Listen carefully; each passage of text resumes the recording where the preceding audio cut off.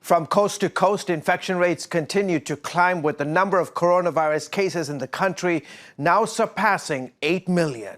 Hardest hit, the Midwest and the West right now, all happening as cooler temps of the fall and approaching winter weather settle in, setting up for what experts say could be a difficult few months ahead. Nearly 1 million new cases in the country just since the start of this month. Hospitalizations also on the rise in 42 states. The University Medical Center in El Paso, Texas, now reportedly one of the busiest COVID wards in the country.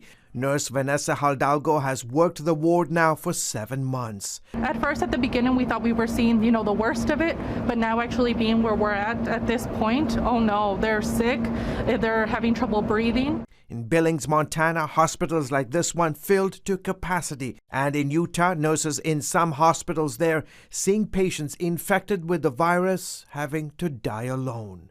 With the only people at their bedside is their clinical teams because they can't have family in. Meanwhile, the lines for testing across the country getting longer by the day. America's battle with the pandemic is on the agenda for Thursday's final presidential debate. The president on the campaign trail in Erie, Pennsylvania, saying his administration will defeat the virus and insisting the country cannot afford another lockdown. The Biden lockdown will crush America.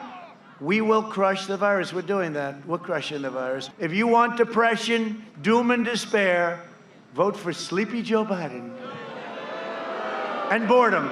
In Washington, time appears to be running out for a new stimulus package before the election. Senate Majority Leader Mitch McConnell telling fellow Republicans at a private lunch that he has warned the White House against going ahead with talks, saying the administration shouldn't divide Republicans by sealing a lopsided $2 trillion relief deal with House Speaker Nancy Pelosi.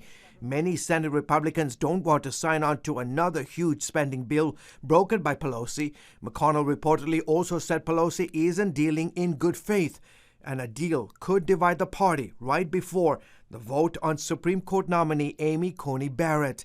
But the president telling lawmakers to go big or go home on another stimulus round.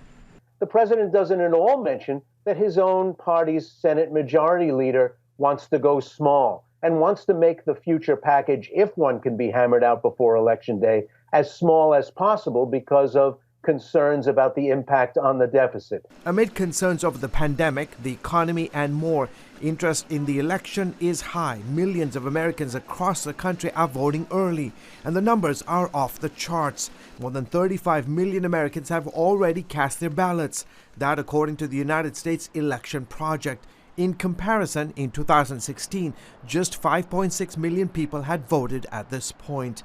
Election officials in the most populous county in Washington state reporting record turnouts. We are on track to hit the 90% turnout. It is record-breaking even for a presidential election. And in 20 years as an election administrator here at King County Elections, I've never seen anything like it. The Real Clear Politics average shows Biden with a clear lead, just over 7.5 points. But the Investors Business Daily TIPP poll, one of the most accurate in 2016, looking at this year's race, including third-party candidates, shows the president closing the gap in recent days, now only trailing by just over 2 points. George Thomas, CBN News.